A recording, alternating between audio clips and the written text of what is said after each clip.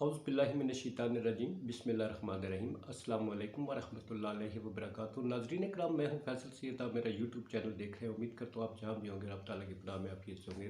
नाज़रीन, बात करते हैं सियासी हलचल जो मची हुई है इस पर। बड़ी गंभीर सूरत हाल है, बड़ी दिलचस्प। इस वक्त शतरंज की खेल है जी।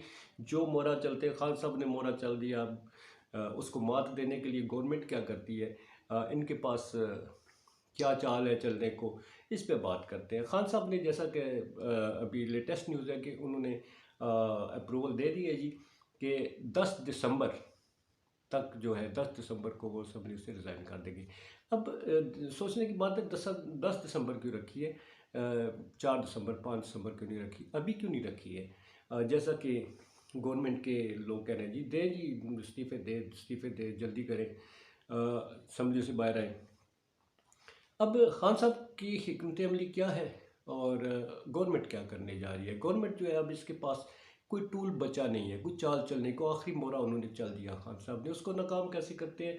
ये गवर्नर राज लगाते हैं, या गवर्नर जो है वो जो स्पीकर है, सॉरी जो वज़ीर आला है, उन्हें अपने नंबर पूरा करने का कहते हैं। अगर नंबर पूरा नहीं होता, नंबर कैसे पूरा नहीं होगा? ऐसी सूरत जिसमें पीटीआई के कोई अरकान जो है वो उस वोटिंग में हिस्सा ना लें, किसी बहाने से वो हाज़िर ही ना हो, तो तभी कामयाब हो सकती है। तो ऐसी सूरत जिसमें पीटीआई के ग्राफ टॉप पे, और जिस पे इसमें बैठे असम्बली में बैठे हुए लोगों की मुस्तकबिल जो है, उनकी जीत जो है, उसका बांड जो है वो तहरीक इंसाफ का नाम है, इमरान खान का साथ। तो क्या ऐसे में वो गैर हाज़िरी की या नून लीग का साथ देने की वो सोच सकते हैं? यकीनन ऐसा नहीं हो सकता।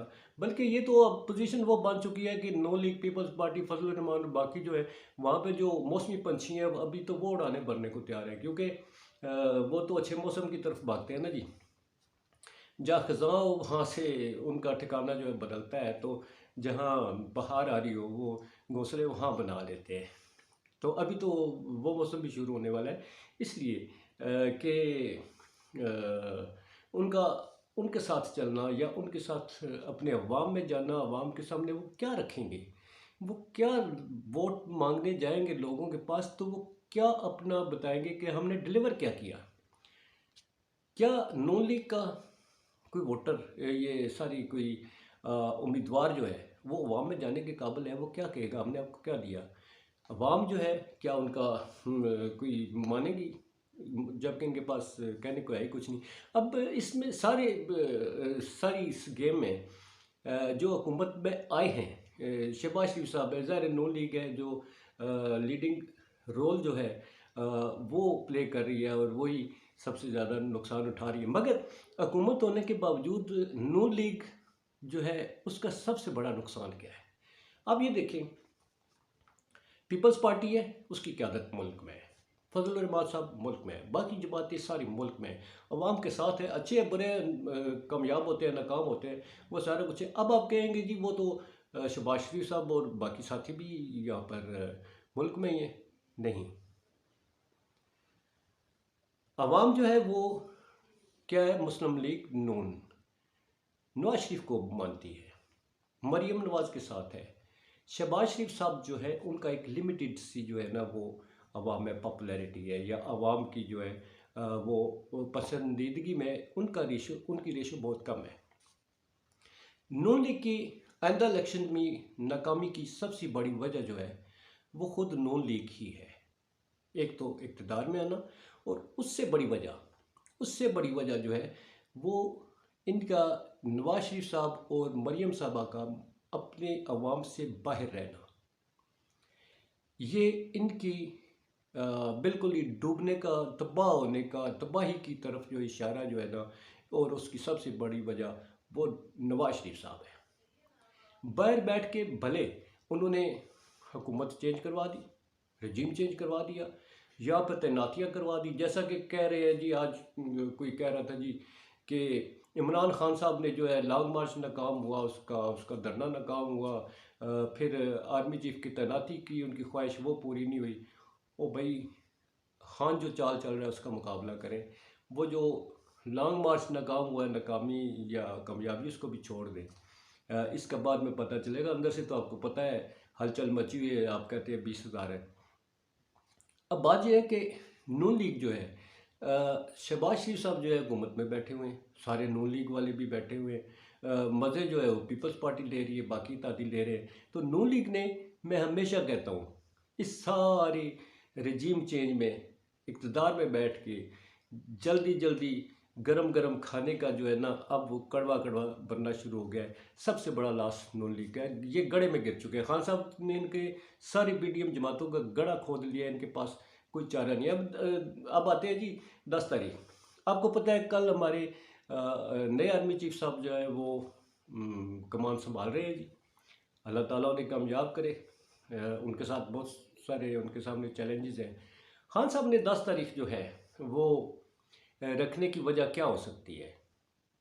क्योंकि उस वक्त तक नई इस्टेब्लिशमेंट मुकम्मल तौर पर मार्ज़ वजूद में आ चुकी होगी, और आते ही जो पहले हफ्ते से उन्होंने जो सबसे पहले उनकी प्रायोरिटीज़ हैं उनमें यही सियासी हलचल है, मुल्क की माशी सूरत हाल है, और इससे रिलेटेड बाकी जो है पेचीदगियाँ पैदा होती जा रही है। मुल्क हमारी जो ज़ाहिर है मईशत तबाह है, तो मुल्क की सालमियत के लिए जो दिफा होता है उस पर बहुत बुरे असरात होते हैं, उस पर भी इम्पेक्ट होते हैं। तो खान साहब के 10 तारीख, अब 10 तारीख तक क्या होता है उस वक्त तक पता चल जाएगा इस्टेब्लिशमेंट की जो है डायरेक्शन क्या है, उनका ट्रेंड किस तरफ है, उनकी प्रायरिटीज़ में कौन आता है। वो बिल्कुल गैर जानबदार रहते हुए मसाइल को हल करते हैं, या वो किसी को शेल्टर देते हैं।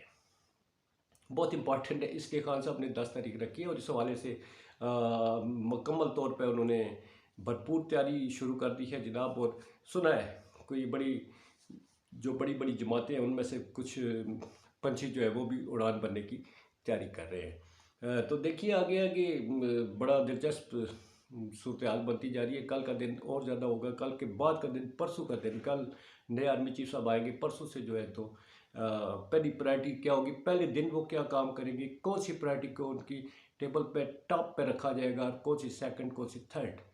ये आते ही उन्होंने टीम अभी तक तश्कील दे चुके होंगे, आते ही उनके सामने माशी मसाइल, सियासी मसाइल, फिर लोगों में, अवाम में अपने एतमाद को बहाल करना।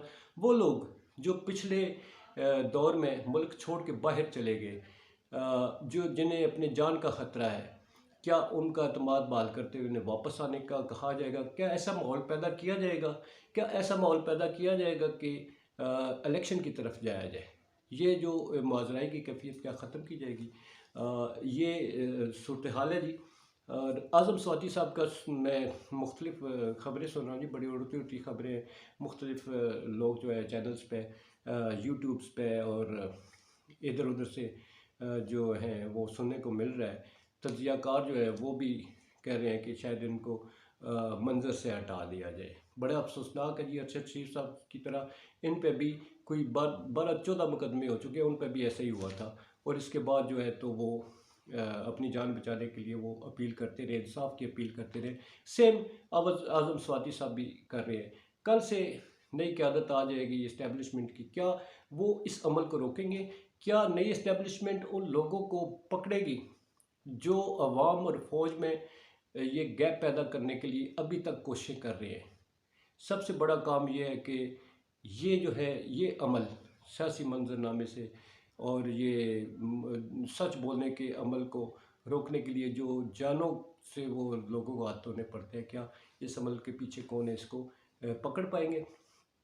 इसके साथ देखते हैं जी कल क्या करते हैं। जनाब सदर आरफ अलवी साहब जो है उनका बड़ा अहम रोल है, शहबाज शरीफ साहब, नवाज शरीफ साहब, सारे जो है इस वक्त इनकी समझ नहीं आ रही। MKM वाले जो है वो भी थोड़ी तकलीफ़ में हैं जी इस वक्त। वो देखें वो अपना